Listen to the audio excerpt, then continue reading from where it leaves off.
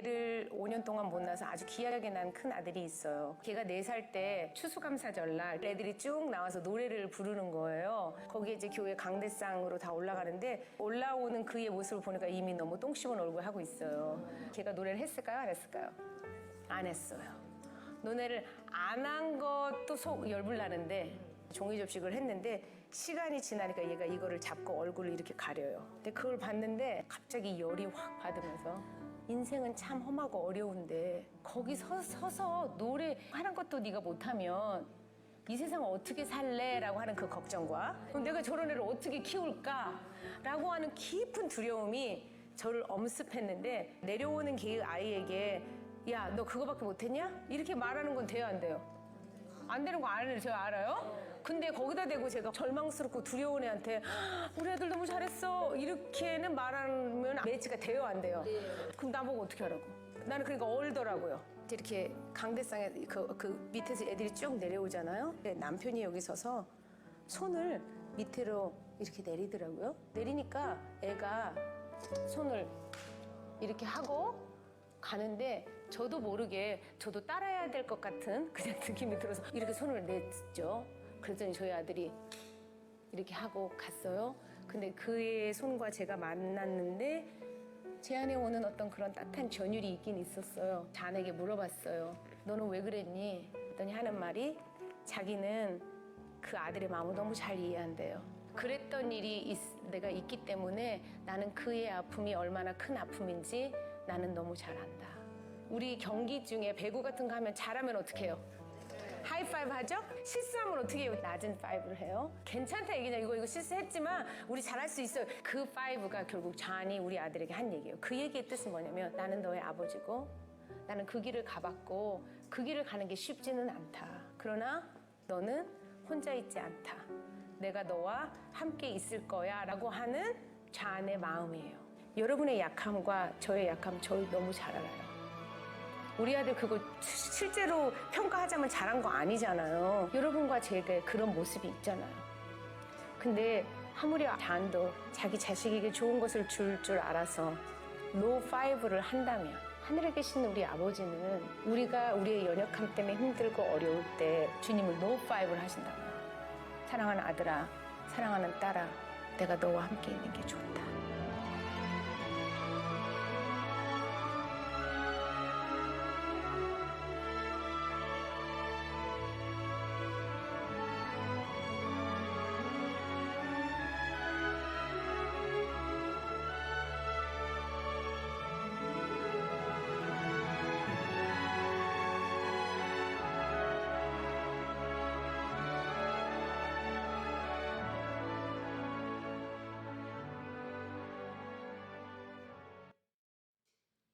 할렐루야, 할렐루야.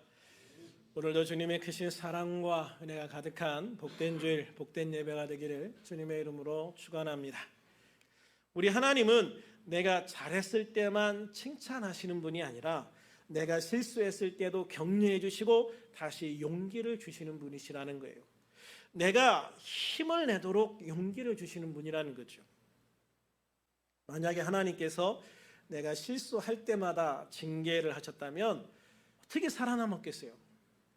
내가 뭐 하나 실수했을 때마다 왜 그렇게 했어? 또 내가 뭐 하나 실수하면 야 임마 아직도 그런 실수하고 있어 이놈 새끼 하고 한 대씩만 머리를 지어박아도 우리는 살 수가 없어요. 그죠? 내가 뭔가 실수하고 잘못했던 순간들 뒤를 돌아다 보면은요 사실 굉장히 많아요. 그런데 그런 실수하는 순간들, 내가 잘못했던 순간들, 그런 순간들을 딱 되돌아보면서 후회가 되기도 하는데 한편으로는 그런 속에서 또 주님이 나를 격려하셨구나, 나를 또 위로해 주셨구나, 그때 주님이 다시 힘을 주셨구나, 이런 순간도 굉장히 많이 알게 되어져요.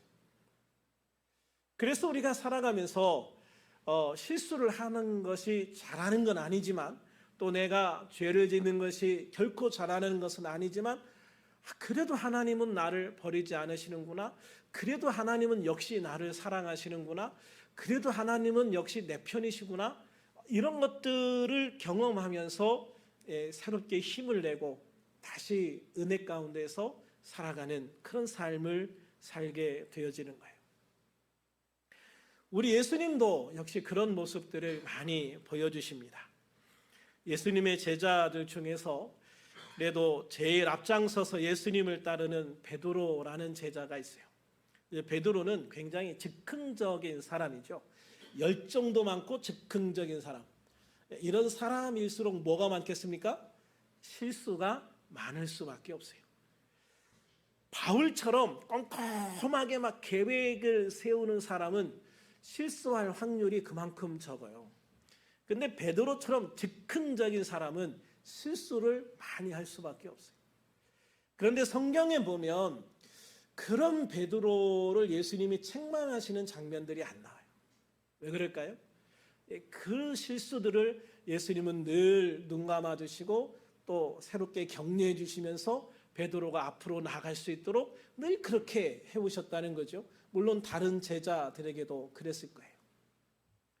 그런데 사실 베드로가 아주 결정적인 실수를 하는 장면이 나와요.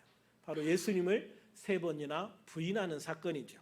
예수님이 가장 공경에 처해 있는 그 시간, 그 장소에서 예수님을 모른다고 부인하거든요.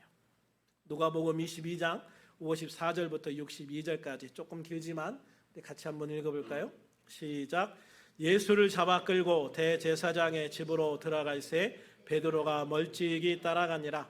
사람들이 뜰 가운데 불을 피우고 함께 앉았는지라.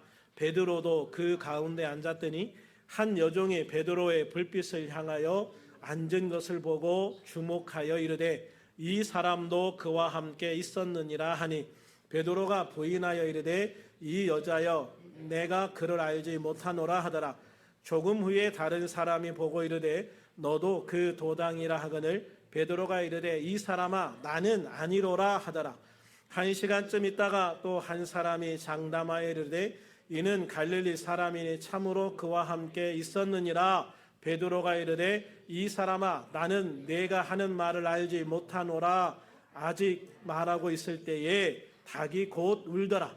주께서 돌이켜 베드로를 보시니 베드로가 주의 말씀 곧 오늘 닭 울기 전에 내가 3번 나를 부인하리라 하심이 생각나서 밖에 나가서 심히 통곡하니라.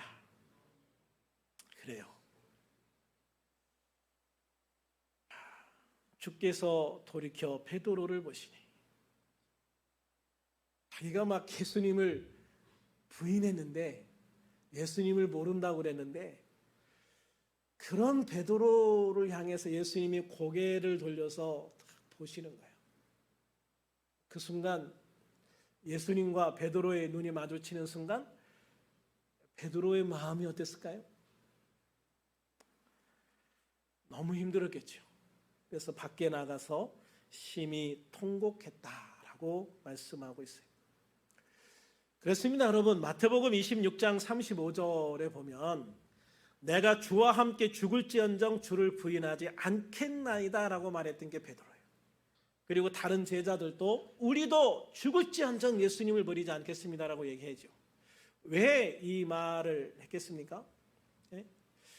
사실 그때는 베드로도 다른 제자들도 충분히 그럴 수 있다고 생각을 했어요.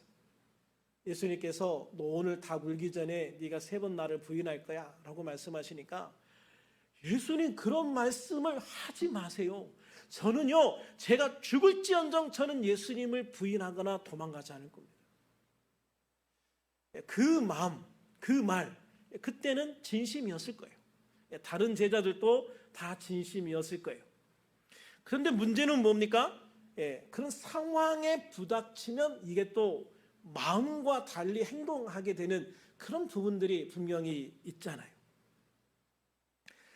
그런데 이 베드로가 예수님을 단순히 그냥 부인만 한 게 아니라 저주하며 맹세하며 부인했다고 그랬잖아요.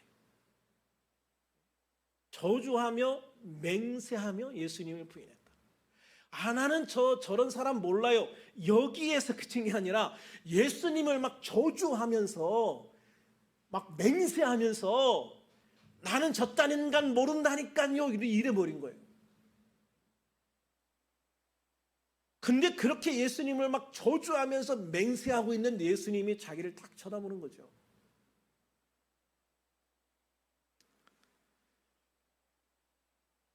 예수님은요, 이미 베드로에게 내가 오늘 닭이 울기 전에 3번 나를 부인할 것이라고 말씀하시면서 경고까지 하셨거든요. 예수님의 말씀대로 그렇게 자신이 예수님을 3번이나 부인해 보려고 만 거예요. 절대 자신은 그렇게 할 줄 몰랐는데, 난 절대 그렇게 안 할 거라고 생각했는데, 그랬던 내가 예수님 말씀대로 실제로 예수님을 3번이나 부인해 버리고 맹세도 하고 저주도 하고 이래 버린 거예요. 그랬을 때 여러분, 이 베드로의 마음 어땠을까요? 아마 죽고 싶었겠죠. 정말 죽고 싶었을 거예요. 베드로가 좀 이 멘탈이 좀 강한 사람이었기에 버틴 거죠. 멘탈이 가룟 유다처럼 약했으면 가룟 유다처럼 가서 사살했을 거예요. 다른 제자들도 마찬가지입니다, 여러분. 다른 제자들은 예수님이 잡히실 때 예수님이 잡히시기도 전에 다 도망가 버리고 말았어요. 그냥 다 36개 주랭랑을 쳐버리고 말았던 거죠. 그나마 예수님 지키겠다고 칼 한 번 빼든 건 그래도 베드로밖에 없었어요. 그래도 예수님이 끌려가실 때 멀찍이 따라가긴 했지만 그 재판전까지 따라갔던 것도 베드로밖에 없는 거예요. 그러나 거기에서 베드로는 결정적인 실수를 해버리고 말았던 거죠. 그런데 여러분, 예수님이 부활하셔서 제자들 앞에 나타나셨을 때 그것에 대해서 말씀하신 것을 들어본 적이 있으십니까? 한마디도 안 하십니다. 그 제자들의 그런 모습에 대해서 단 한마디도 하지 않으시고 오히려 반갑게 그 제자들을 반갑게 만나시고 그 제자들을 격려해 주시고 위로해 주시고 다시 말씀을 정리해서 가르쳐 주시고 그리고 새로운 사명을 그들에게 주시고 있어요. 마태복음 28장 18절부터 20절까지 같이 한번 읽어봅니다. 시작. 예수께서 나와 말씀하여 이르시되 하늘과 땅의 모든 권세를 내게 주셨으니 그러므로 너희는 가서 모든 민족을 제자로 삼아 아버지와 아들과 성령의 이름으로 침례를 베풀고 내가 너희에게 분부한 모든 것을 가르쳐 지키게 하라. 볼지어다 내가 세상 끝날까지 너희와 항상 함께 있으리라 하시니라. 아멘. 할렐루야. 우리 주님은요, 당신을 버려두고 도망간 제자들을 향해서도 당신을 모른다 3번 부인한 베드로를 향해서도 단 한마디의 책망도 하지 않으시고 서운함조차도 표현하지 않으셨습니다. 그리고 아무 일도 없었다는 듯이 내가 너희와 세상 끝날까지 함께 있겠다라고 말씀하시고요, 하나님 아버지께서 내게 주신 권세도 너희에게 주시겠다고 말씀하시고요, 그러니 너희들은 모든 민족을 제자로 삼아 침례를 베풀고 내가 너희에게 가르쳤던 것들 그 사람들에게 다시 가르쳐라 라는 사명을 주시고 떠나시는 거예요. 그렇습니다, 여러분. 이것이 하나님 아버지의 마음이고 우리 주 예수님의 마음인 거죠. 사람은 누구나 실수할 수 있습니다. 예수님이 그렇게 애지중지 3년 동안 가르쳤던 제자들도 이렇게 실수합니다. 전에도 말씀드린 적 있지만 저는 예수님을 팔아넘긴 가룟 유다가 자살하지 않고 예수님 앞에 나와 회개했다면 예수님은 그도 당연히 용서했을 것으로 확신해요. 그러나 가룟 유다의 가장 큰 실수가 뭡니까? 가룟 유다의 가장 큰 죄는 자신이 예수님을 팔아넘긴 것을 후회했음에도 예수님 앞에 나오지 못하고 자살한 거예요. 예수님이 다시 부활하실 것을 믿지 못했다는 것이죠. 그래서 이 가룟 유다는 예수님이 십자가에서 죽으심으로 우리에게 베풀었던 그 회개의 기회, 회복의 기회를 놓쳐버리고 만 거예요. 저는 가룟 유다의 가장 큰 죄는 이거라고 생각을 해요. 멘탈이 약했던 거죠. 그래서 예수 믿는 사람들이요, 멘탈이 강해야 돼요. 제가 가끔 얘기하면서 예수 믿는 사람들은 얼굴에 철판 좀 두껍게 깔아야 된다. 저도 못 깔면서 자꾸 그런 얘기를 하죠. 저도 뭐 조금 뭐 하면 얼굴에 금방 나타나잖아요. 근데 우리가 예수를 믿으면서 좀 담대할 필요가 있다. 좀 얼굴이 좀 두꺼워질 필요가 있다. 왜냐하면 주님은 언제 어디에서든 내가 다시 돌아와서 회개할 때 용서해 주시고 다시 기회를 주시는 주님이시기 때문인 거죠. 예수님 앞에 나와서 회개하면은요, 사형 판결을 받고 예수님과 함께 십자가에 달린 강도라 할지라도, 살인자라 할지라도 용서받고 천국에 갈 수 있다는 것을 이미 성경에서 보여주고 있잖아요. 그러므로 하나님 아버지는 우리에게 항상 좋은 것을 주시는 분이신 것을 믿으시기를 바랍니다. 언제나 좋은 것을 주시는 분이에요. 그리고 탕자를 용서하고 다시 받아준 아버지처럼 언제 어디에서나 주님은 우리를 다시 용서하시고 다시 힘을 주시고 다시 기회를 주시기를 원하시는 아버지시다라는 것을 우리는 믿고 기억해야 될 줄로 믿습니다. 주님은 그런 하나님 아버지의 사랑을 믿고 우리 주 예수님의 은혜를 믿고 예수님의 이름으로 하나님 아버지께 기도하라라고 우리에게 말씀하시는 거예요. 본문 7절과 8절을 같이 한번 읽어보겠습니다. 시작. 구하라 그리하면 너에게 주실 것이요 찾으라 그리하면 찾아낼 것이요 문을 두드리라 그리하면 너에게 열릴 것이니 구하는 이마다 받을 것이요 찾는 이는 찾아낼 것이요 두드리는 이에게는 열릴 것이니라. 아멘. 예수님은 제자들에게 그리고 우리 모두에게 하나님께 구하고 찾고 두드리라라고 말씀하시는 거예요. 이것을 기도의 삼박자다 이렇게 이야기를 합니다. 첫째, 예수님은 구하라라고 말씀하십니다. 구하라라고 하는 것은요, 우리의 부족함, 나의 부족함을 깨닫고 하나님께 그것을 채워달라고 호소하는 것을 의미해요. 우리가 일반적으로 하는 기도의 의미이죠. 따라서 구하는 것은요, 하나님 앞에 겸손과 믿음이 전제되는 행위예요. 하나님께서 주실 것을 믿고 또 하나님 앞에 나는 할 수 없습니다라는 겸손함이 전제되어질 때 하나님 앞에 올바른 기도를 할 수 있게 되어지는 거예요. 두 번째는 찾으라라고 말씀하세요. 뭘 찾아야 될까요? 찾는다는 것은요, 하나님께 기도하는 것으로 그치지 말고 하나님께서 어떻게 응답하시는지, 어떤 길을 열어주시는지, 어떤 방법을 우리에게 주시는지 찾으라는 말이에요. 우리가 하나님 앞에 기도하면서 가장 실수하는 게 뭐냐면 기도만 하고 하나님이 어떻게 응답하시는지, 어떤 길을 열어주시는지, 때로는 누구를 만나게 하려고 하시는지, 때로는 어떤 기회를 통해서 이 일을 이루려고 하시는지 찾지 않아요. 물론 하나님께서 우리가 기도할 때 일방적으로 이루어 주시는 부분도 있어요. 그런데 그런 부분들은 사실 많지 않아요. 거의 대부분은 우리가 하나님의 응답을 찾아서 발견해서 그것에 순종함으로 그걸 행함으로 이루게 되어지는 거예요. 그래서 주님은 세 번째로 두드리라라고 말씀하십니다. 두드리라. 두드린다는 것은 응답받은 것을 시도해 보는 거예요. 행함으로 해보는 거죠. 주님께서 응답을 해주셨는데요, 그 응답을 따라 순종하고 시도해 보지 않으면 아무것도 일어나지 않아요. 때로는 응답이요, 내 생각에 불가능하다고 생각되는 그런 것도 있어요. 때로는 너무 황당한데? 라고 생각될 때도 있어요. 그럼에도 불구하고 믿음으로 순종하고 행할 때 하나님의 역사가 실제로 내 삶에 이루어지게 되어진다는 거예요.